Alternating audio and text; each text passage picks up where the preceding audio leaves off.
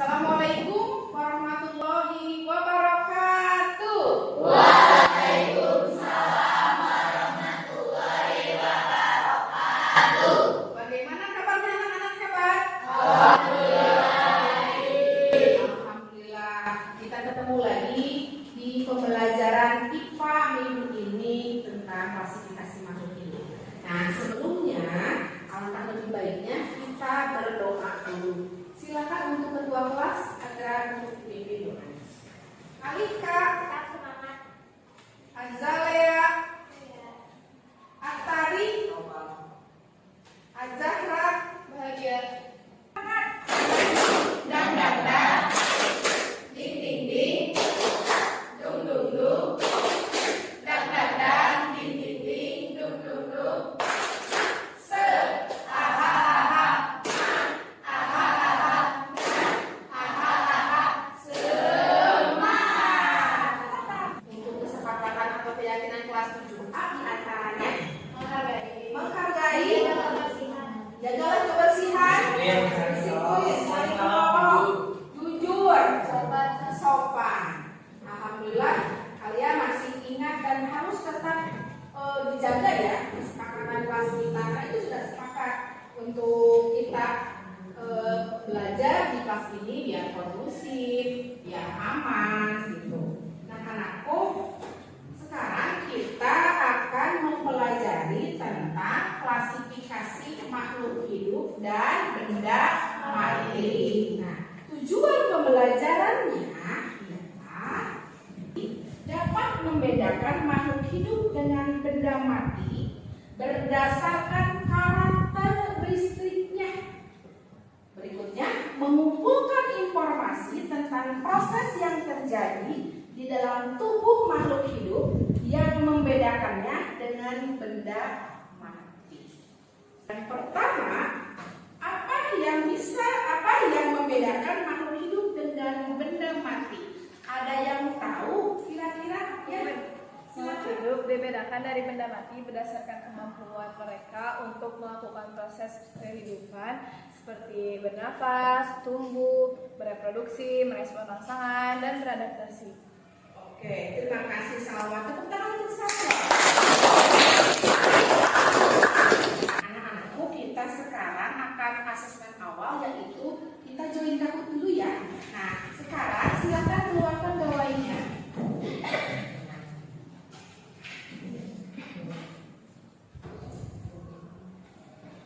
Silakan masukkan kodenya.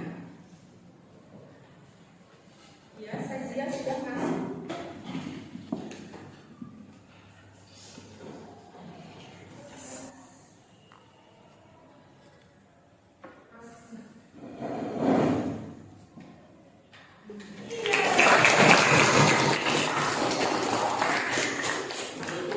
Tolong kalian simak dulu video tentang klasifikasi makhluk hidup ini.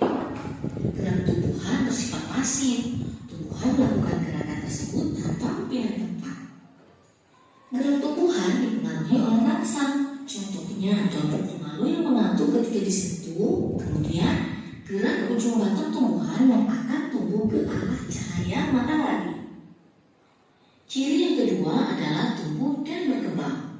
Manusia mengalami pertumbuhan dari janin, bayi, anak-anak, remaja, dan pada akhirnya menjadi dewasa. Pada proses pertumbuhan terjadi pertambahan ukuran tubuh dari yang semula kecil lalu berubah menjadi besar. Begitu juga dengan tumbuhan dan hewan. Tumbuhan dan hewan juga mengalami pertumbuhan dan perkembangan. Contohnya ketika kalian menanam biji jagung dalam tanah, maka beberapa hari kemudian akan berkecambah. Setiap hari tinggi dari kecambah akan bertambah sampai terbentuk daun dan tumbuh menjadi tumbuhan yang lebih besar. Ciri berikutnya yaitu mampu bereproduksi. Semua makhluk hidup bisa melakukan reproduksi. Hal ini menunjukkan bahwa mereka dapat menghasilkan keturunan yang mirip dengan induknya. Ciri berikutnya adalah peka terhadap rangsang. Kira-kira apa yang akan terjadi ketika kalian tiba-tiba memegang benda yang sangat panas? Tentu kalian akan langsung menarik tangan kalian kemudian berteriak. Nah, yang kalian lakukan itu merupakan bentuk respon atau tanggapan terhadap rangsang. Manusia dan hewan memiliki alat indera yang peka terhadap rangsang. Semua rangsang akan diterima oleh reseptor pada alat indera, kemudian diteruskan ke sistem syaraf pusat sehingga tubuh dapat menangkap rangsang. Sedangkan tumbuhan tidak memiliki alat indera dan sistem syaraf. Rangsang yang datang pada tumbuhan disebabkan oleh cairan dalam sel tumbuhan. Tumbuhan jenis tertentu memiliki kepekaan terhadap jenis rangsang tertentu. Contohnya, ujung batang tumbuhan akan membengkok ke arah cahaya. Kemudian daun putri malu akan mengantuk ketika disentuh. Ini apa ini? Nih, katak. Katak ini juga bergerak, berarti katak ini makhluk hidup. Ada lagi selain katak, Bunda bawa lagi nih, biar terlihat jelas. Nah, ini si putih. Lihat. Ini binatang apa ini? Bergerak tidak? Hidungnya bergerak ya? Iya. Nah, bulunya kalau dilepas ini pasti akan bergerak. Ini ciri jelas bahwa ini adalah makhluk hidup bergerak. Dan ini dia makan. Dia makan wortel. Jadi dia ini termasuk si putih ini makhluk hidup karena bergerak. Ketika nanti dia dewasa dia akan bereproduksi dan menghasilkan kelinci lagi yang akan sama dengan ini. Ini tunggu di sini ya. Nah, ini ada lagi. Ini tumbuhan bergerak tidak? Tidak. Ini semu geraknya tumbuhan itu. Ya, tidak terlihat nampak seperti kodok, seperti si putih ini, kelinci ini. Tapi dia juga butuh makan, butuh air, dan dia pasti akan tumbuh dan berkembang. Ada lagi yang mau ditanyakan? Apakah benda mati tidak membutuhkan makanan? Coba ada yang bisa menjawab?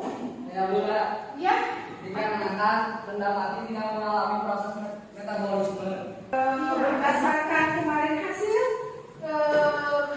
penilaian dan karakter pembelajaran kalian, maka Bunda telah mengkelompokkan sesuai dengan bakat minat kalian di pembelajaran. Nah, ini kelompok 4. Ini benar.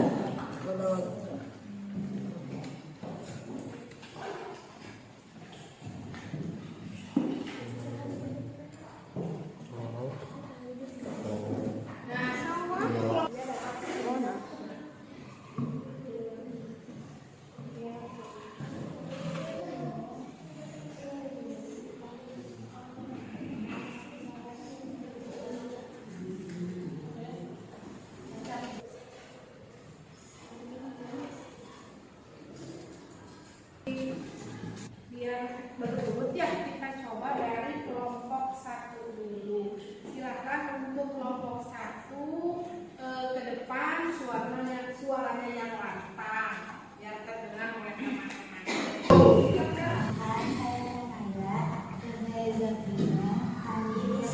Kami dari kelompok 1 ingin mempresentasikan tentang klasifikasi makhluk hidup dan benda mati.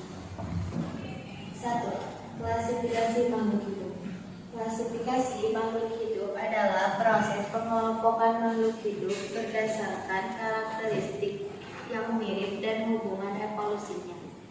Sistem klasifikasi ini meliputi tingkatan seperti nom, filum, kelas, ordo, famili, genus, dan spesies. Tujuannya adalah untuk mengorganisasikan, mengidentifikasi, dan memahami hubungan antar spesies, serta mempermudah komunikasi ilmiah. Ciri-cirinya yaitu makhluk hidup memiliki ciri-ciri seperti kemampuan tumbuh, berkembang biak, bergerak, merespons rangsangan, dan menjalani metabolisme. Yang kedua adalah klasifikasi benda mati. Pengertian dari klasifikasi benda mati melibatkan pengelompokan benda berdasarkan sifat fisik dan kimianya. Benda mati tidak memiliki ciri-ciri kehidupan seperti makhluk hidup. Tujuan dari mempelajari benda mati untuk memudahkan identifikasi dan penggunaan benda mati berdasarkan sifat-sifatnya, seperti bentuk, bahan, dan fungsinya. Ciri-ciri dari benda mati tidak dapat tumbuh, tidak dapat berkembang biak, atau merespon rangsangan secara aktif. Dari perwakilan kelompok 2 representasi tentang klasifikasi makhluk hidup dan benda. Di sini aku lewat tentang konsep yang bakal aku buat sama dia.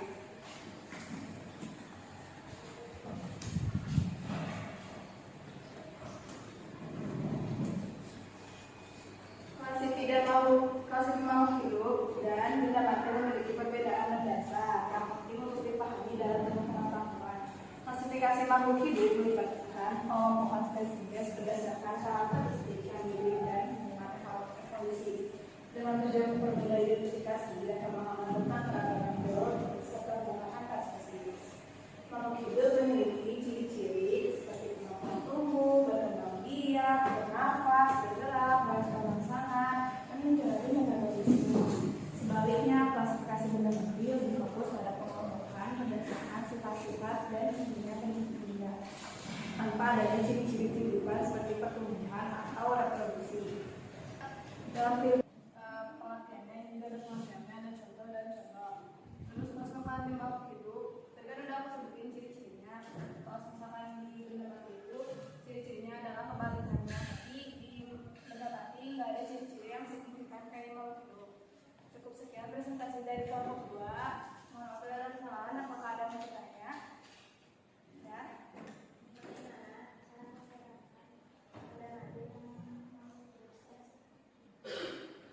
Makhluk hidup menunjukkan tanda-tanda kehidupan seperti tumbuh berkembang dan berevolusi, sedangkan benda mati tidak.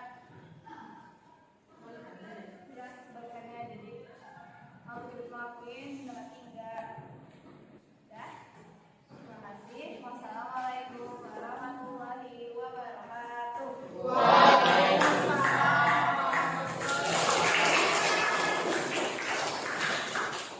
Sangat luar biasa sekali pemaparannya, jelas dan mudah dimengerti ya.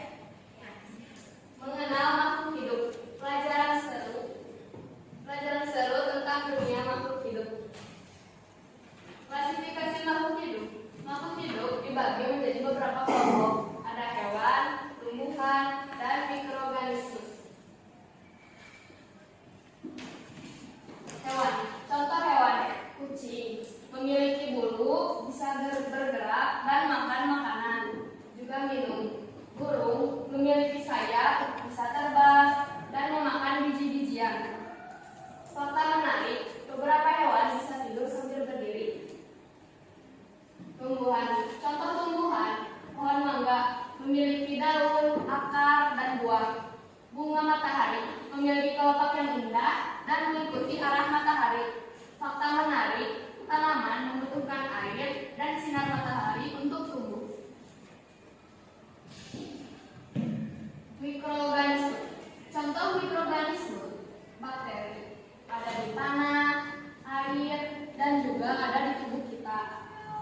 Jamur bisa tumbuh di roti yang terlalu lama. Misalnya roti yang sudah didiamkan atau expired bisa menumbuhkan jamur. Fakta menariknya, mikroorganisme sangat kecil dan hanya bisa dilihat dengan mikroskop, jadi tidak bisa dilihat langsung pakai mata kita. Bagaimana makhluk hidup beradaptasi? Hewan berubah warna atau bentuk untuk bertahan hidup. Misalnya seperti bunglon, buat hewan yang berubah bentuk kayak ikan buntal. Tumbuhannya mengubah cara mereka tumbuh untuk mendapatkan lebih banyak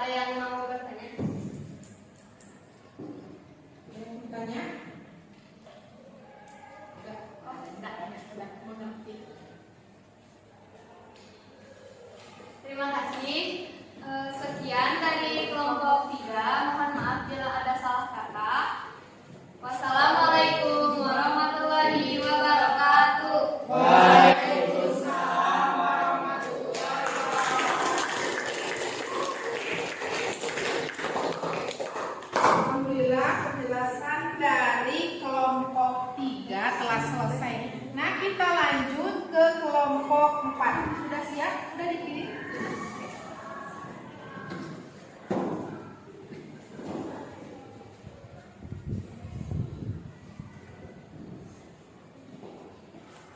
Silakan dilanjutkan kelompok 4. Assalamualaikum warahmatullahi wabarakatuh.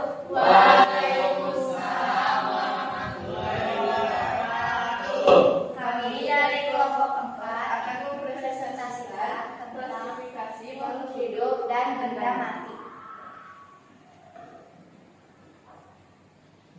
Makhluk hidup dan benda mati di sekitar kita. Saatnya mengamati. Amati gambar di bawah ini dengan seksama. Dapatkah kamu menyebutkan apa yang kamu lihat di gambar ini? Ada manusia, ya, dan Hewan. tumbuhan. Hewan, tumbuhan, burung.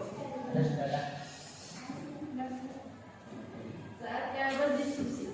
Dari apa yang kamu lihat di gambar ini, manakah yang termasuk makhluk hidup dan manakah yang termasuk benda mati? Mampu benda mati. Sepeda. Sepeda benda mati. Hewan ada yang makhluk hidupnya enggak? Hewan yang manusia, Manusia, anjing, makhluk. Apa saja yang termasuk makhluk hidup? Ada manusia, hewan, dan tumbuhan adalah contoh dari makhluk hidup.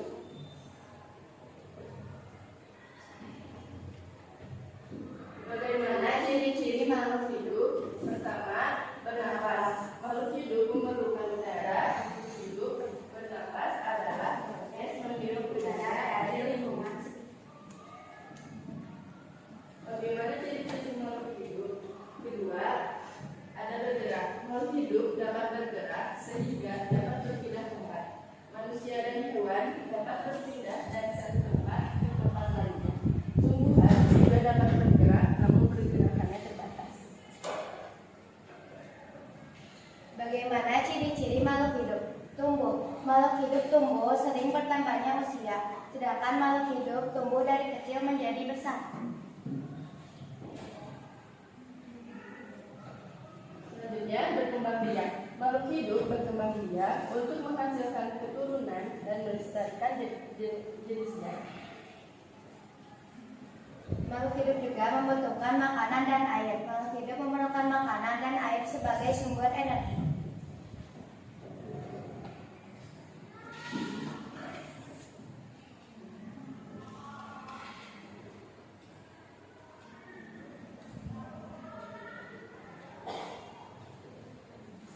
Peka terhadap rangsangan. Makhluk hidup memiliki kemampuan untuk peka terhadap rangsangan yang diterimanya. Makhluk hidup adalah makhluk yang memiliki ciri-ciri dapat bernapas, bergerak, tumbuh, berkembang biak, memerlukan makanan dan air, serta peka terhadap rangsangan. Manusia, hewan, dan tumbuhan adalah contoh dari makhluk hidup. Saatnya menjelajah. Ayo kita lihat di sekitar area kelas. Gunakan panca indera untuk mengamati di sekitar. Kira-kira di kelas ini ada apa aja? Ada apa ini?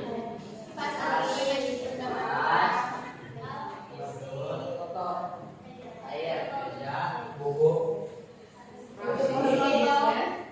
Teman kita adalah contoh dari makhluk hidup. Apa saja yang termasuk benda mati? Benda mati adalah semua jenis benda yang tidak memiliki ciri-ciri kehidupan, seperti jam, kursi, papan, buku, pagar, kalkulator, kuntas, Kamera, tas, pensil. peluit, dan lalu. Bagaimana ciri-ciri benda mati? Tidak bernafas, tidak tumbuh, tidak berkembang biak, tidak dapat bergerak tanpa bantuan, tidak memerlukan makanan dan air, dan tidak peka terhadap rangsangan. Contohnya adalah boneka. Ketika kita kecil, boneka ukurannya tetap menetap seperti itu saja. Tetapi ketika kita tumbuh, maka ukuran kita bertambah dan ukuran boneka tetap.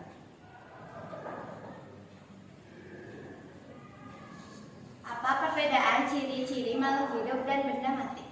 Makhluk dapat bernapas, bergerak, tumbuh, berkembang biak, memerlukan makanan dan air, serta peka terhadap rangsangan.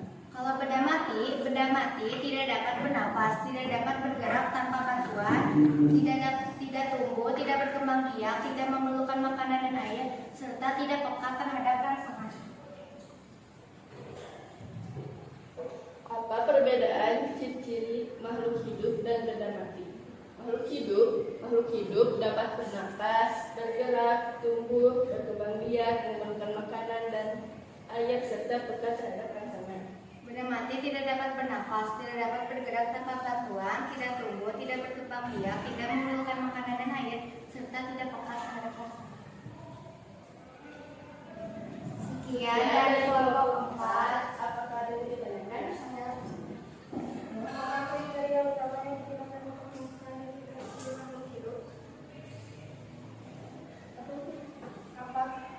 Apa kriteria utama yang digunakan untuk mengklarifikasi makhluk hidup? Ciri-ciri fisik, struktur sel, cara berkembang biak, dan cara mendapatkan makanan. Sekian dari kelompok 4. Sudah tidak ada yang mau bertanya? Mau bertanya lagi?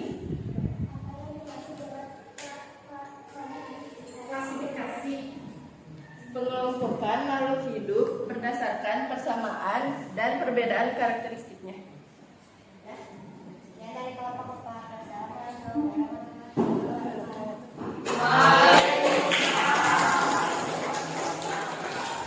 Ciri-ciri makhluk hidup diantaranya ada bernafas. Makhluk hidup itu kan butuh bergerak juga, butuh bernafas. Ada yang tumbuh berkembang memerlukan makan. Kalian membutuhkan makan?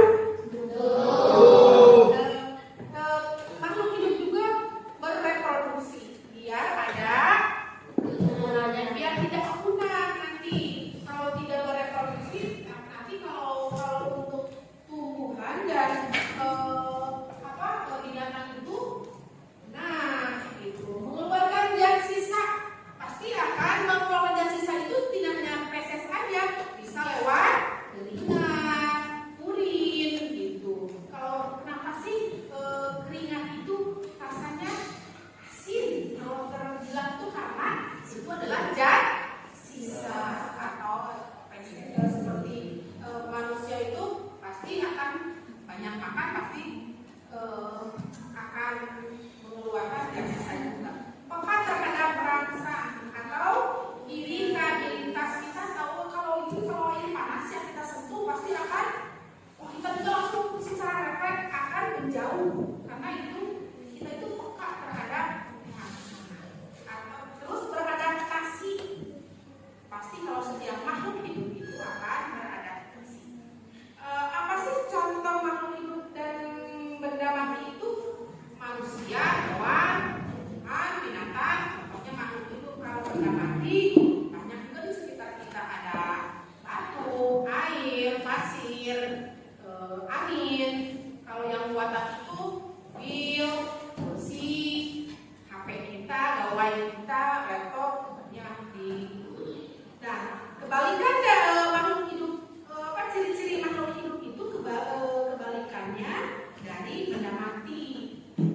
Di proses penting yang terjadi dalam tubuh makhluk hidup dan mendapatkan dengan benda, membedakannya dengan benda mati. Metabolismenya, respirasi seluler, pertumbuhan dan perkembangan, reproduksi, homeostasis, ekskresi, peka terhadap rangsangan atau iritabilitas, fotosintesis kalau pada tumbuhan, sintesis protein, transport zat, dan adaptasi. Setelah kita mempelajari klasifikasi makhluk hidup, kita simpulkan tentang pembelajaran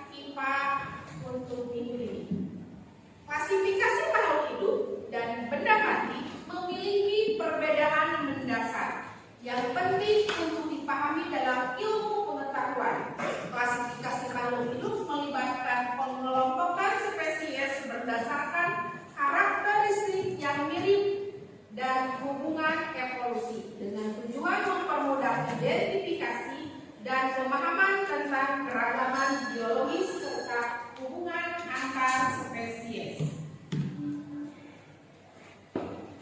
Makhluk hidup memiliki ciri-ciri seperti kemampuan tumbuh, berkembang biak, bergerak, merespon rangsangan, dan menjalani metabolisme. Sebaliknya, klasifikasi benda mati lebih fokus pada pengelompokan berdasarkan sifat fisik dan kimia benda tanpa adanya ciri-ciri kehidupan seperti pertumbuhan atau reproduksi. Klasifikasi benda mati mempermudah identifikasi dan penggunaan benda dalam kehidupan sehari-hari. Dengan memahami perbedaan ini, kita dapat membedakan antara intensitas biologis dan non-biologis, serta menerapkan pengetahuan ini secara efektif dalam berbagai bidang ilmiah dan praktis. Apa sih yang kalian dapat setelah mempelajari klasifikasi makhluk hidup dan benda mati untuk minggu ini? Ada yang mau menjawab? Silakan Zahra. Menjadi lebih mengenal dan mengerti apa itu klasifikasi makhluk hidup dan benda mati. Sekarang Bunda akan mencoba kalian untuk menjawab soal-soal berikut. Silakan dibuka lagi jawabannya, kita prospek.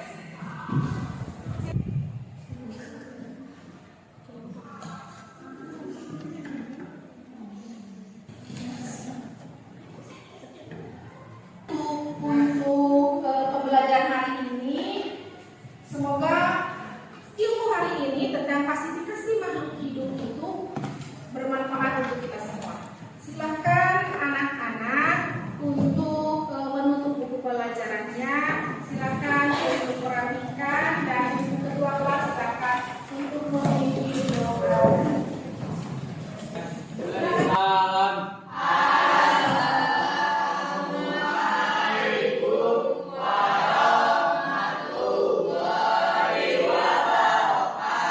Waalaikumsalam warahmatullahi wabarakatuh. Selamat ketemu lagi di pembelajaran IPA minggu depan. Terima kasih.